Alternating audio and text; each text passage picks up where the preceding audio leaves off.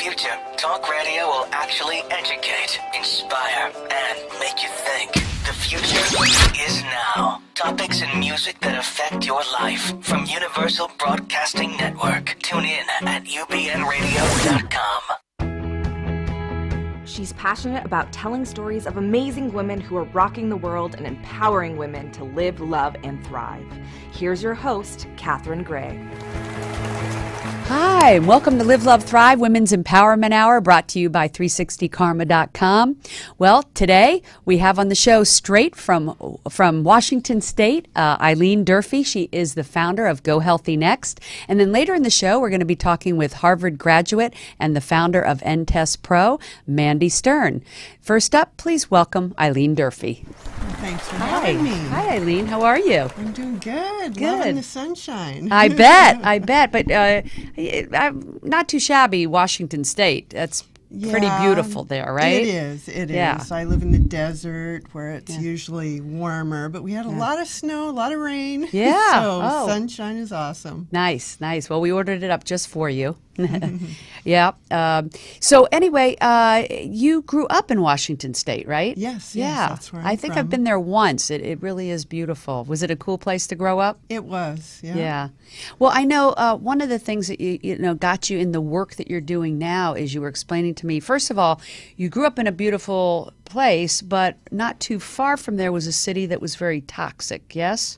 Yeah, the Hanford Reservation where they had the Manhattan Project. There's a lot of contamination there. It's actually known as the most contaminated place in the Western Hemisphere of the whole world. Wow, and that's in Washington State. Yes. Who knew? Yeah. Yeah. And you grew up right near there, and you think that might have been the beginnings of it being toxic things in the environment that were affecting your health.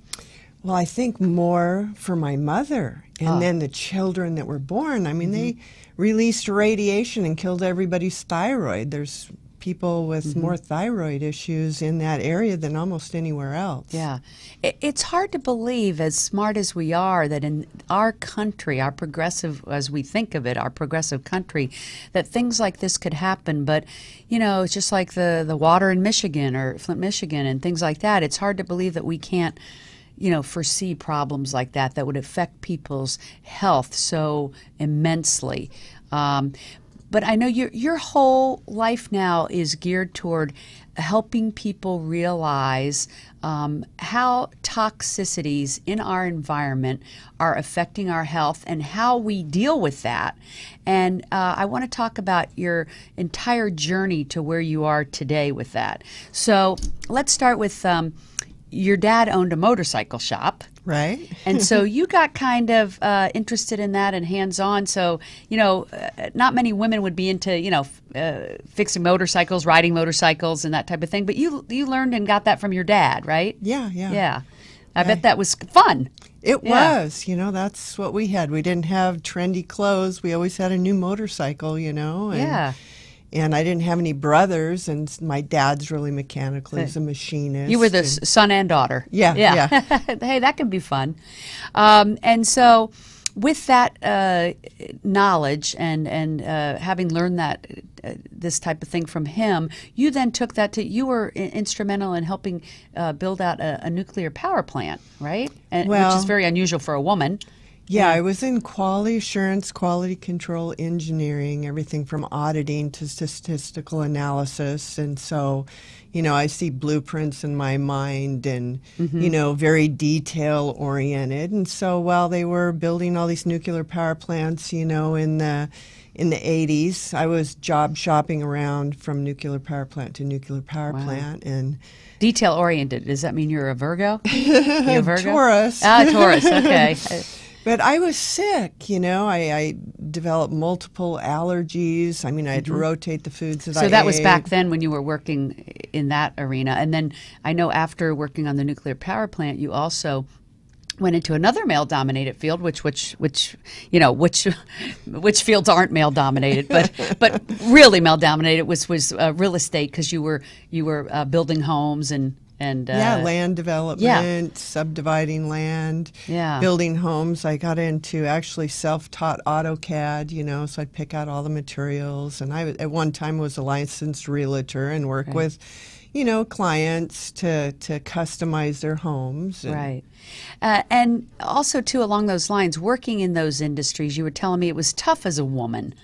That there was, you know, sexual harassment, and you even said you had, you know, people in that industry that were women had threats. Like, I don't know, you told me some story about they were going to blow up somebody's car or something, you know. Back before they... Sounds crazy, but... Back before they this mothballed... This was in the 80s, right? Yeah. In the 80s, yeah. Back before they mothballed all these construction plants, part of the corruption was day shift would put something in and night shift would rip it out, and it was to make more money because it was cost plus a certain percentage.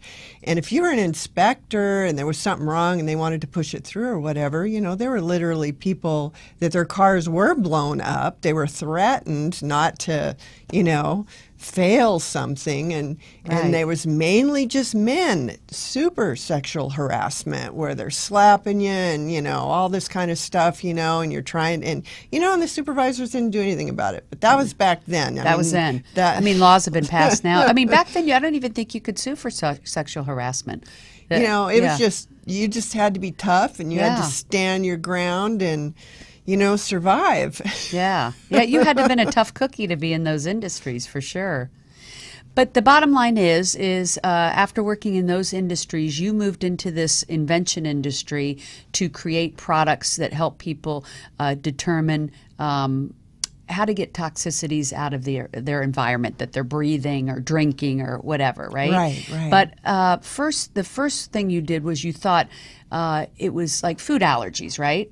So I know you had told me you had everything from psoriasis to allergies and a lot of different ailments. Yeah. I, you know, found out more about than your share. Yeah, I found out about the yeast connection, and then I thought, you know, Candida was a cause for all my illness. So, you know, of course, you do the diet, you do the antifungals, you do all these things. But, you know, you're like and did that slave. Help? Well, it would relieve some symptoms, but you were still like a prisoner. It's like it really wasn't fixing the problem. It was, you know, increasing the quality of your life, which was a real blessing instead of being on nystatin or ketoconazole or some of these drugs that are really detrimental. And because I'm doing the Candida diet now, and I have to say, I feel better. If people don't know at home what the Candida diet is, my friend Amber Oak wrote that book, The Candida Diet, and I've been following it since January, which is no wheat, no dairy, and no sugar. And you do feel better. You feel more clarity, more energy. Obviously, the good side effect is you lose weight. And a lot of people do get rid of a lot of their ailments. I know it's helped people that I know have MS and other things. But you're saying it wasn't the end-all, be-all. You felt like there was something more or better. Right, because I started self-medicating with natural substances. No dairy, so you got to have calcium. So I started taking calcium and magnesium. Well, then I started having rheumatoid joint pain. And my thyroid, I had Hashimoto's and hypothyroidism. And when you take that calcium and it doesn't go in the right places, it'll lower thyroid activity. It'll make your cells where it doesn't absorb nutrients. So it was kind of like a catch-22. You sound like you've investigated this quite thoroughly. So I came across hair analysis. And, you know, what is that hair analysis? It really makes sense to me because it's like if a farmer has a crop and the plants aren't so healthy or it's not producing the produce like it should, he'll pull a soil test to figure out what kind of fertilizer or mineral, you know, to put on it. And, you know, people don't realize you don't put nitrogen on the soil to raise nitrogen in the plant. It releases calcium. But, you know, what do doctors say? Women, you need strong bones, take calcium. You know, there's this interaction. So what you're saying is, like a farmer, the hair analysis is kind of like if they were to plant in the soil. So it's in the soil of your skin, your head. So you're pulling that to analyze what's going on underneath that. So what's yeah, going it's on? like it shows us the circulating effect of all your hormones and minerals and toxins, so we can draw Where does one have a hair conclusion. analysis? That would be like my first question. Well, I'm a practitioner. I have a diploma in nutritional balancing science, and you can order it online. Right. Print out the forms and mail your hair in, and then get your program from me. And Oh, I see. So this is on your website. Yes. Go Healthy Next. They could take a hair out. Don't be pulling my hair out today. Don't be pulling my leg either. So we'll pull a piece of hair out and put it in an envelope and mail it to Go Healthy Next, and you analyze it. We send it to a licensed Oh, you send lab. it to a lab. Okay, Yeah. got it. Okay. Then we get the results, and then we design a program, and then we can measure. But this Right. test, the hair analysis, it's kind of like for the. I know this is a women's show, but the guys, if they can, relate to a motor, like if you have a race car team, they want to milk as much horsepower and torque out of that motor. Right. That's caused the motor to burn the fuel the most efficiently, so it's not burning it too fast or doing it too slow. Well, we got a motor inside of us. Right. Our endocrine system is burning our food for cellular energy. Right. And 80% of us tested are burning it too slow. We're like Right. Granny driving the car in sixth gear going 5 miles an hour. And it's interesting you said 80% of us. So some people are not affected by needing this regimen, but most people are affected by it. So they take the hair and you give them an analysis of what's going on from that hair sample inside their body, and it tests like what. Does it test what chemicals are in your body or Well, it tests 21 things. 21, But okay. the most important indicators are ratios. Like we can tell what's going on with your blood sugar. We can tell the effect of your circulating thyroid hormone. Right. Your adrenal hormones, all these things. just by your hair? Just by your hair. That's fascinating. There's over 60 different patterns that somebody can have. It's almost like measuring how far down the rabbit hole has this person gone. Right. They've got this trend, this trend. Right. We can measure all these trends. And it's predictive. So, And isn't it interesting you were sharing with me that your dad didn't have anything? I mean, he was like really healthy, but you had all the, and you and your mom had all these symptoms, and so it just one person is like one size doesn't fit all.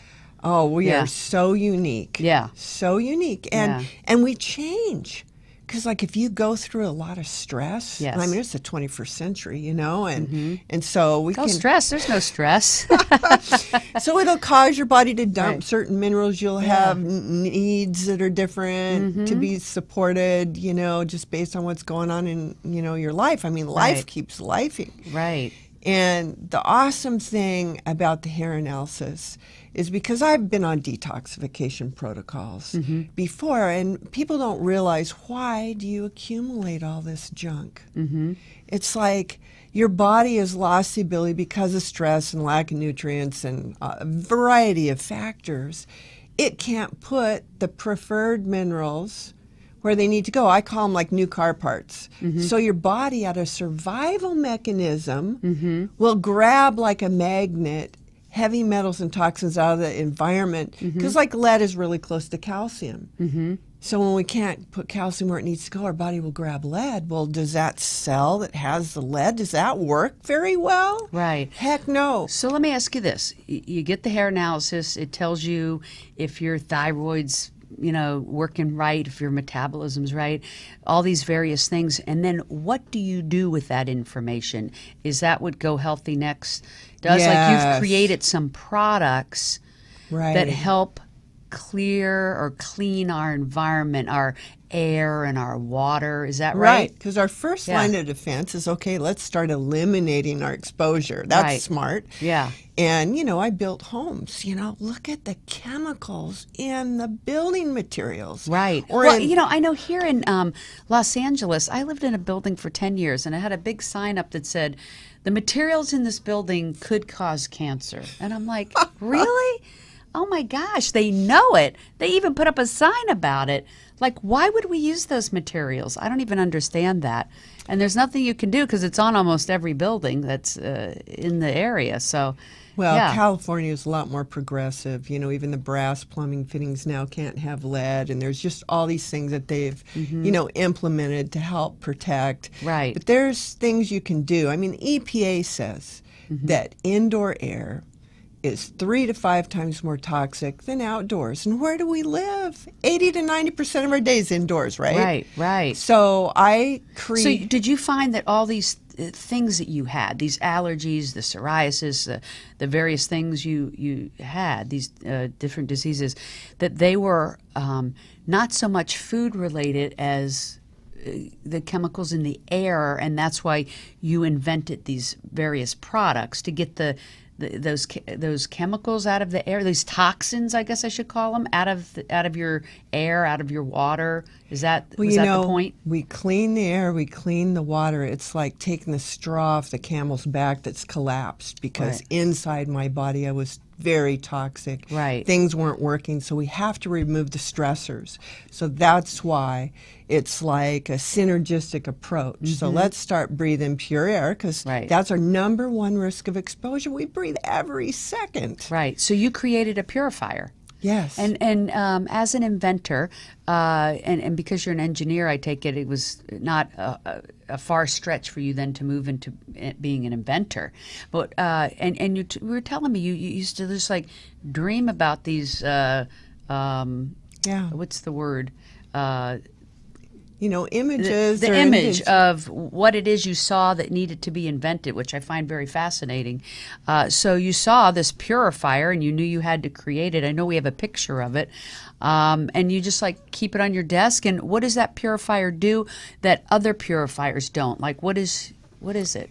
Well, it can run on an external battery pack that you plug your laptop or your cell phone into, you know, when yours is dead and you're traveling. Right. So you can use it anywhere. Oh. In my dream, I saw a little tiny air purifier sitting on a tray table in an airplane, and everybody was coughing and hacking and getting sick, but I wasn't because I had my breathe safe. Yeah. So I had a bigger air purifier, and I got a hold of my engineer and said, I want to make a purifier that uses very little power so it can, you know, work on this battery, and you can take it everywhere. Little portable one. Right, Yeah. and so it doesn't have a fan. I saw it in a picture next to the computer so you can get an idea of how tiny it is. Yeah, and so it uses 2 watts of power and through a USB. So it can literally, with a wall adapter, work on every voltage in the world. Oh. And then I measured, because it doesn't have a fan. It can't pass the CDAR air purifier, so it's really your personal space little, you know, air purifier. And so I measured in a lab, because I use it in my sauna, because we put ions back into the sauna equation. And so I wanted to know, how many am I inhaling? Because there's studies where as long as you inhale like 20,000 ions per cubic centimeter, like the size of a sugar cube, your sweat volume will double, your rectal temperature will go up after you get out of the sauna, you won't feel as stressed. I mean, that's all the reasons why we take a sauna, right? Right. And so I did the lab tests, and you're going to inhale 3 times as many.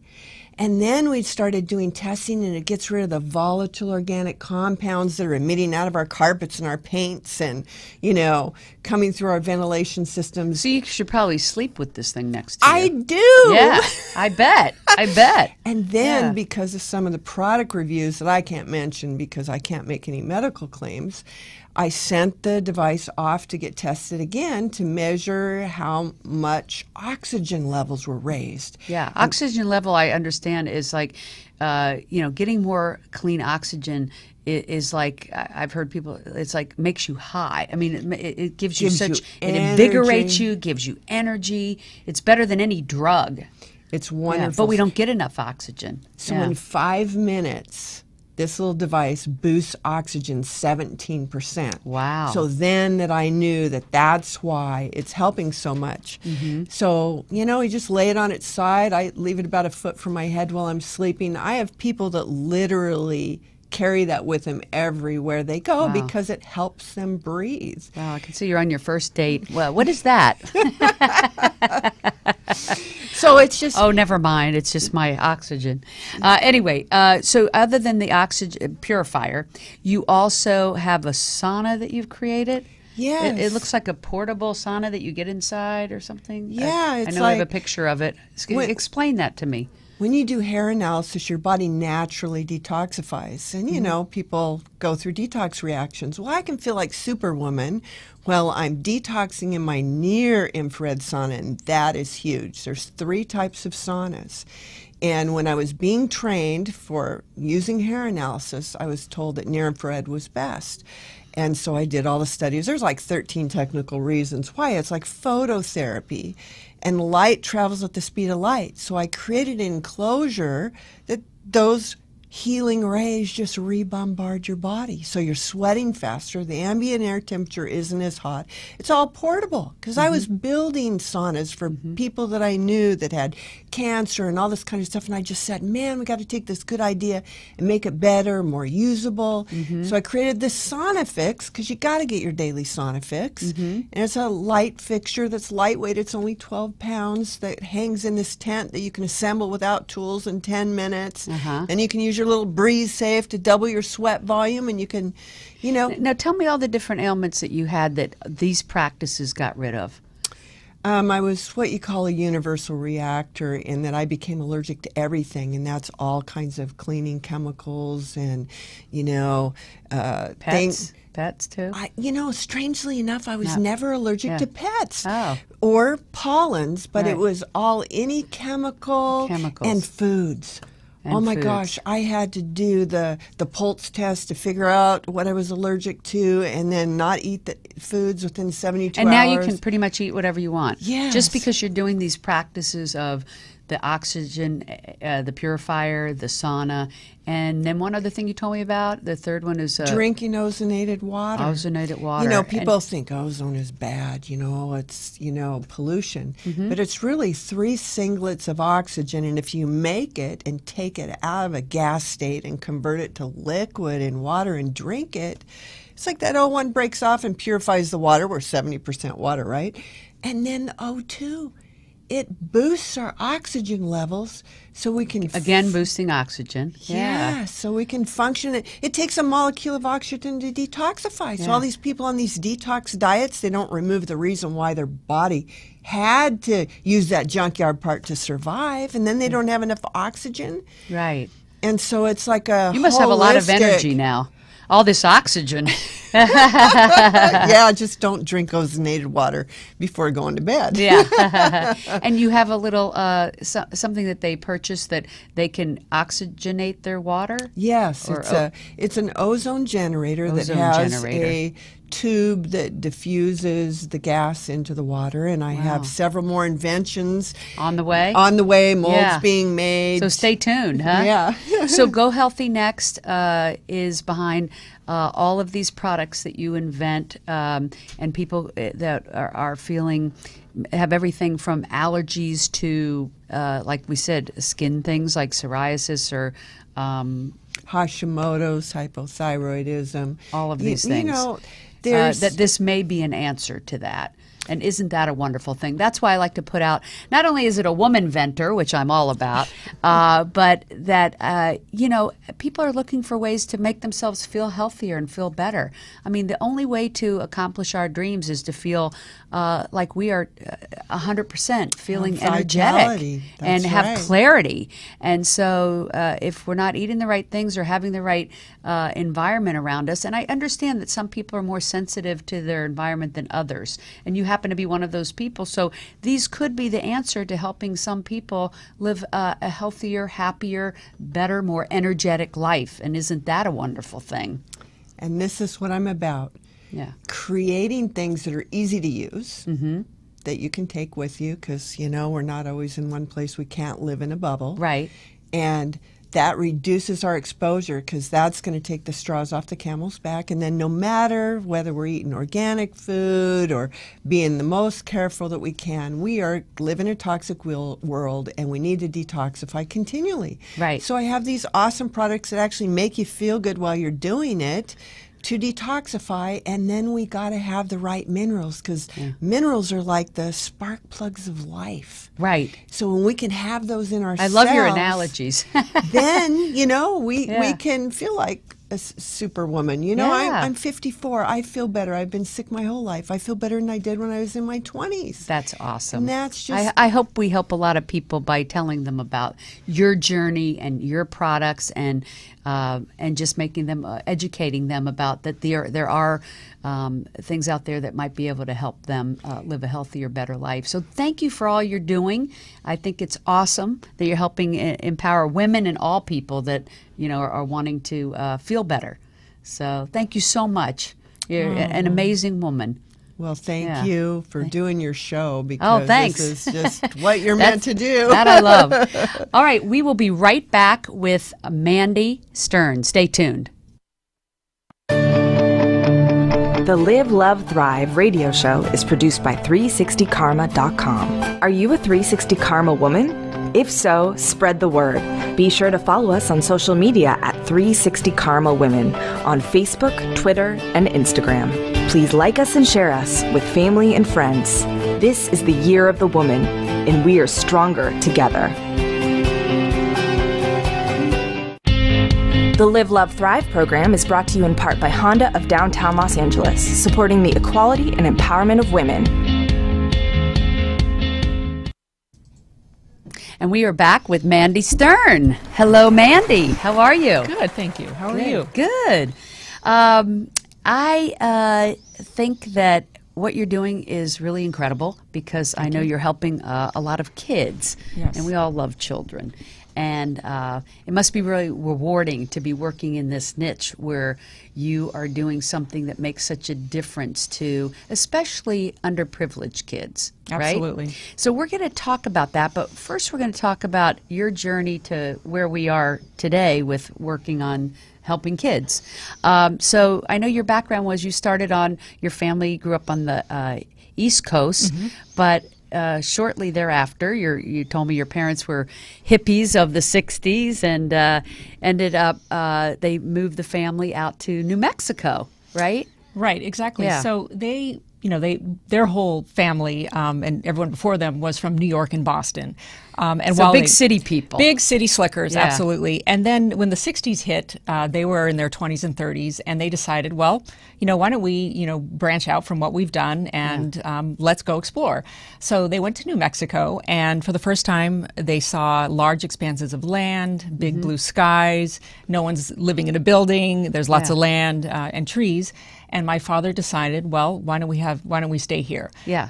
He was already a doctor in the Now, Army how old Reserves. were you when you moved there? Well, I wasn't around yet. Oh, you were. Oh, okay. So You I weren't wasn't around around yet. right. So my parents came out as a young couple, and my dad was a doctor in the Army Reserve. And he decided that it was just a great place to stay. My mother had some reservations because it was a very exotic No pun place. intended, reservations That's in- right. That's exactly New right. Mexico. Right. But they definitely, it was sort of out of their element. Yeah. And most of their family members back east said, what are you guys, cowboys? Why are you over there? And my mom, I think... It was probably like the Wild West, pretty much. was. Yeah, and it still is in a lot of ways. Yeah, in a lot of ways it is. Yeah. But very different from, the cement jungle, the urban jungle of New York and Boston. 50, 60 years ago, most of the signs were in Spanish in New Mexico. A lot of the roads weren't paved. Right. Albuquerque was pretty well developed. My parents actually lived in a place that was a little more rural called Corrales, which is sort of near Santa Fe. Okay. But, they adapted well, and over time, the ironic thing is a lot of the family members who shunned them for moving out and becoming cowboys ended up coming as well and building their families, and they were younger than my parents. But that started the whole genesis of coming to a place. So you were born there? I was born there, yes. My twin sister and I were born there. And of course, all of our cousins, though, are on the East Coast. And I remember when my sister and I went back east for the first time, I said to my grandma, I said, Grandma, why do you live in a building? Yeah. Because it was so foreign to me. In New Mexico, Right. of course, there's large expanses of land. So you were really used to just nature and Yes. wide open space and dust Yeah. and being outside a lot because the weather's very forgiving in New Mexico compared now to the it East must Coast. have been very interesting for a Jewish family to move into New Mexico at that time, Right. which was mostly Hispanic, right? Yes, and a lot Native of American. immigrants, right, from Mexico, Right. Yeah, and so that had to have been culturally interesting. It sure Were you the was. only Jewish kid in the school, or? Well, we went to a private school. There Yeah. were more of a following of people who had come from the East Coast. So there were some Jewish people there. But as a whole, in New Mexico, I mean, it's a pretty rare Yeah, thing. you were kind of a fish out of water. We were, exactly. Yeah. And my parents felt that way as well. Although Yeah. we weren't particularly a religious family, Right. they still felt that, Jewish people are relatively far and few between. Yeah. And now even when I tell people in LA or New York, I say, I grew up in New Mexico, they say, what? Were you like the only Jew in New Mexico? And I say, That's what I was thinking. yeah, that's what people think. And there's a few of us, but really not many of us at all. So, Right. How yeah. interesting. Right. What an interesting upbringing. And so your dad was a doctor and he helped, I know you said he helped a lot of underprivileged kids, like he families in general, right. performed some surgeries. You were telling me about some kids that couldn't walk or whatever, and he'd work on them and so they could walk. And then, where they used to kind of be a little leery of the, white Western people, medicine. Western medicine people, they come to embrace him because he was helping them. Exactly, and Which is kinda it was cool. very rewarding for him as well too, because he grew up in the Lower East Side of Manhattan, and when he came out to New Mexico, it was his first exposure with Native Americans, the Navajo tribe. There were people who had never been in a car. There were people who really lived in very remote areas of New Mexico, where I believe most non-Native American people were not even allowed. Right. But over time, he gained the trust of these groups of people. So he would go to the He would go to the reservations. reservations, and Yeah. these are people who couldn't walk, or people who had tremendously debilitating back pain, or children who had scoliosis, where their back is so curved that they can't walk. And he gained their trust. And he would go out there and he would come home and tell us these stories about, this culture that was so different from him. Right. And how, and he would write down on his little matchbook, different words that in Navajo, because it's a Right. very obscure language. Right. Spanish was relatively easy for him to pick up. Right. It's a lot more, of course, like. And you speak both, obviously, in your work today. I speak Spanish almost on a daily basis. I do. But of course, Navajo, the Navajo language is very different, and nothing he could really ever master. But he Right. definitely knew some choice words. But yeah, he had. I didn't even know they had their own language. They absolutely do. As a Yeah, matter of fact, they interesting. have. There's something called the Code Talkers. Do Yeah. you know the Code Talkers? You know what that is? No. So if I think I'm going to get this correct, but in World War II, when the Americans were trying to decipher some of the codes from the axis of evil, they brought in people who spoke Navajo because they had some sort of understanding of the nuances of coding or something like that. So they call them code talkers, and one of the oldest ones just finally died, but it's an interesting story. It's a very fascinating. obscure language, and they're trying to revive it because they feel like it's sort of dying out. It's so rare. So then growing up there, you stayed there until you were how old? Until I was about 18. Till you were 18. And they stayed? They stayed there. They Yeah. did. They made a life for themselves. They were philanthropists, and they enjoyed supporting chamber music and the arts. As a matter of fact, even though they were amateur string players, every Sunday they would have string quartets. And they enjoyed that. But they also supported the New Mexico Symphony and the Santa Fe Opera, which is pretty famous. But So from there, you went on to Harvard or to Smith College? First, I went to Smith College, right? So they made it clear that even though they wanted to have a lifestyle and live in the West, they very much wanted us to have our education on the East. Right. Not And that there were did your bad sister schools go in to the- Smith with you? Or She did. She went to Smith as well. I never saw her, though. We had completely different circles. But then I went on to Harvard to get a graduate degree in psychology and education. How fabulous. Yeah, it was very interesting, very exciting work. And Was that a great experience being at Harvard? I mean, it's such a honor to be at such a fabulous school. I felt that. Yeah. What I love is when you walk around the campus of Harvard, you just feel the history. You feel that there's been, 400 years of intelligent, or at least, people who are very much interested in learning and respect the whole institution of learning. The buildings are beautiful. Cambridge itself is a wonderful place. Harvard Square is one of my favorite places. And, the libraries are just so gigantic, and the vast amount of things you can learn by being enrolled as a student at Harvard, not to mention the diversity of people that they have from all over the world and, different walks of life. But it's so interesting coming from a life of privilege, you know, and having attended Harvard, that you would be working with underprivileged kids, but really it goes back to your roots of what your dad did and what you grew up around, what you saw. I remember you telling me a cute story about your dad. You had bought some new clothes, and your dad came in and said, "I want to give some of these clothes to some kids because they need them for the cold." And my parents had a lot. You were kind of like not happy about that. Right. I mean, in my 13-year-old logic, I thought it wasn't fair that he was taking my new clothes. But yeah, my parents were very respectful and very charitable to wanting to help some of the native New Mexicans. A lot, my sister and I were raised by a good number of Spanish-speaking women. But yes, there was one incident where my dad was rifling through my clothes in my closet one night, and I said, "Dad, what are you doing?" He said, "Well, I know you just got some new warm ski clothes, and there's a nurse in the operating room, and she's, she has no money, she has several kids, and she says that her kids can't stay warm. So would you mind if I took some of these clothes and gave them to her?" Of course, I wasn't, but I got over. I'm glad that he was able to, pass them along. Good-hearted guy. Right, exactly. Yeah. And so, in life, we all have these major things that happen throughout our life that are that define who we are. And I know you shared with me that you lost your parents at a young age. You were 30. Yes. Yeah. And so, do you want to share that with us? I can share certain aspects of that. Sure. Yeah. They had built a life for themselves. One thing is New Mexico can be very isolating. Right. And unfortunately, my dad had a long-standing career of being a surgeon, and I think sometimes when one retires, they have the inertia, and they don't know what to do with themselves. Right. And so, he and my mom, they had a lot of fights, and unfortunately my dad was a gun collector, which was an unfortunate hobby, but, he was a very intelligent guy, and so he just really respected it as a machine, and that's the way he would tell us every time we would raise, fear. We'd say, you really shouldn't have that. You and mom have fights, like everyone has fights, but it's probably something that should not be in the home. Right. And you'd say, you know what, Mandy, I understand what you're saying, but these are these amazing tools, just like when I did surgery and I could operate these amazing burrs and drills, and that's why I like this, and I really respect just the art of it.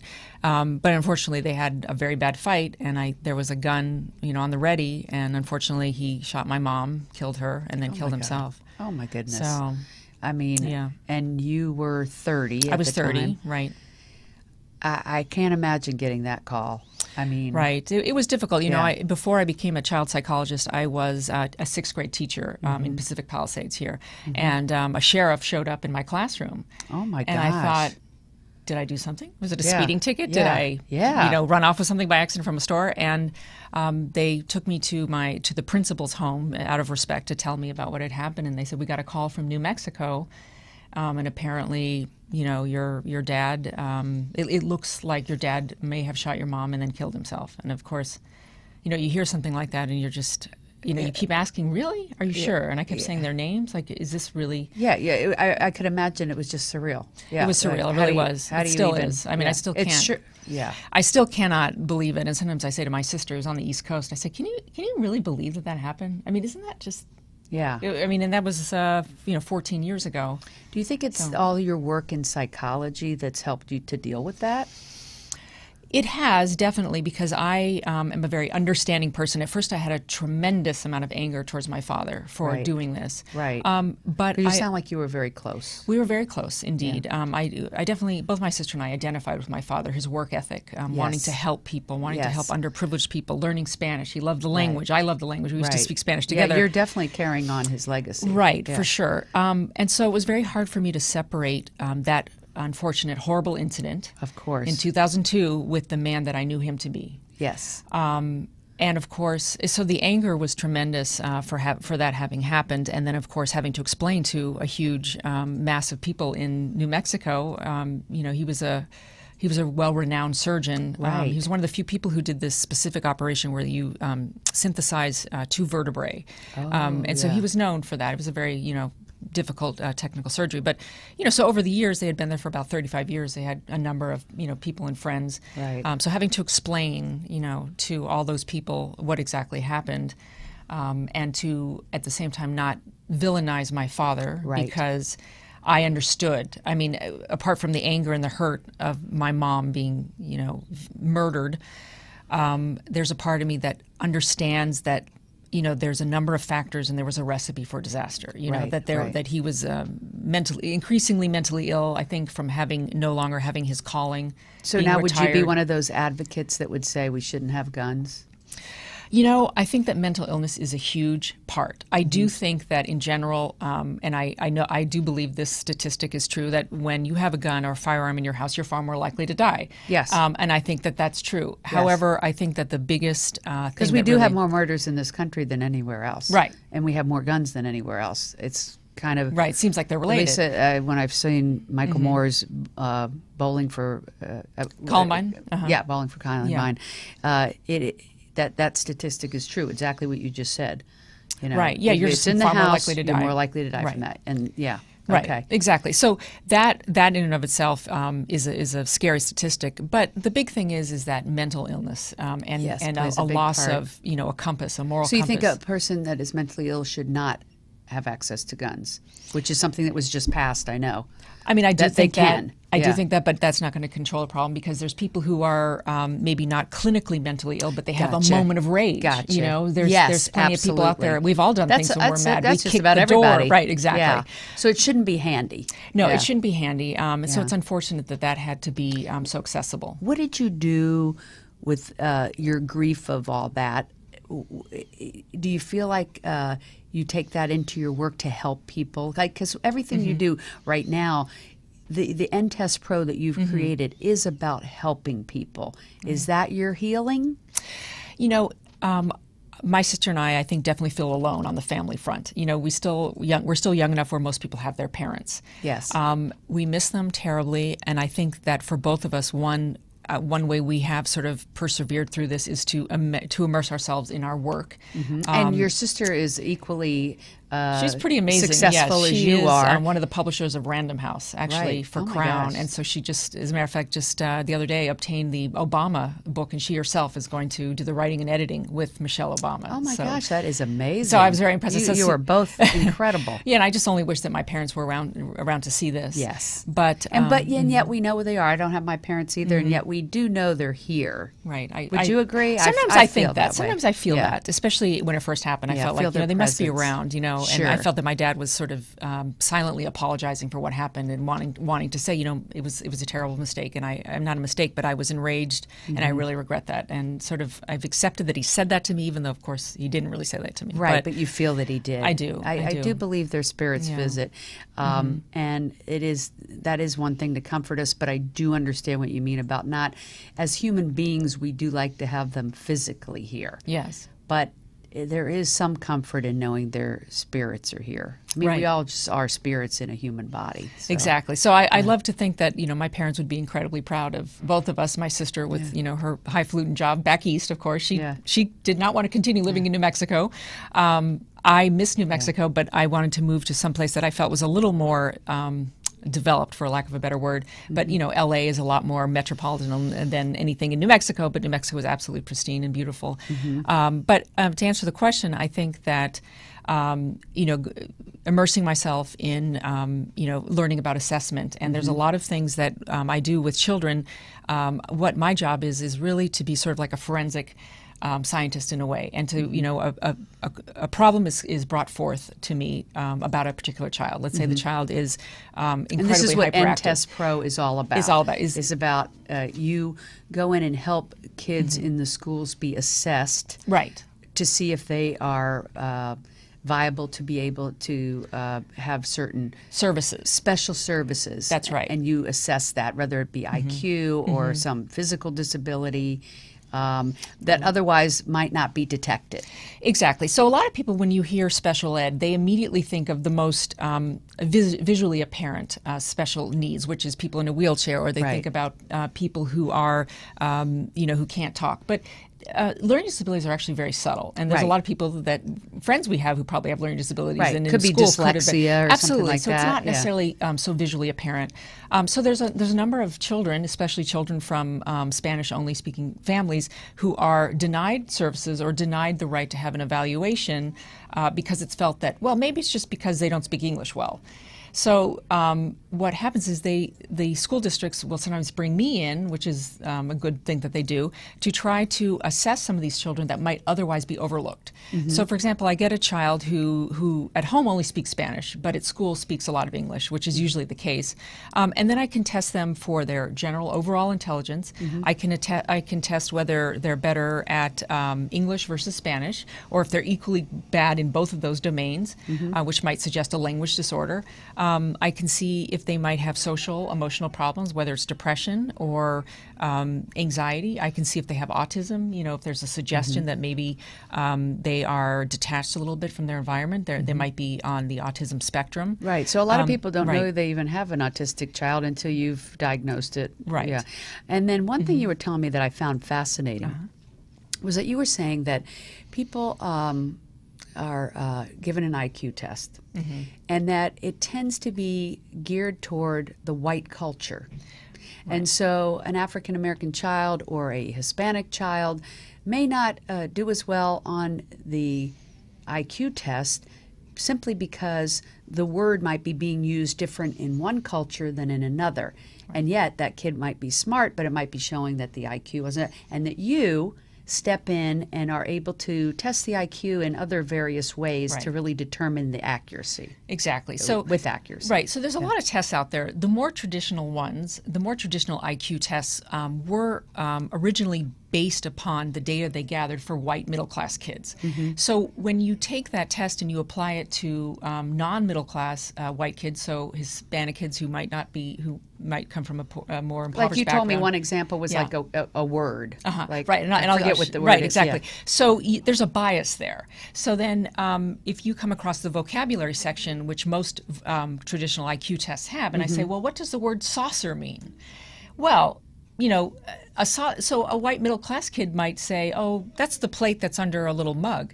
But a kid from another culture might say, a saucer? You mean like a flying saucer? Yeah. And so I would feel that that's a real bias if I were to mark that kid down and give them a 0, so then their IQ score is reported as lower, Right. when that's a cultural bias. Right. So what I That do... makes perfect sense. It does. And it's an I mean, all tests have biases, basically. Yeah. But I find that there's other IQ tests out there that are more amenable and more sensitive to these cultural differences. So, for example, you can do an equally valid measure of intelligence called a nonverbal IQ test.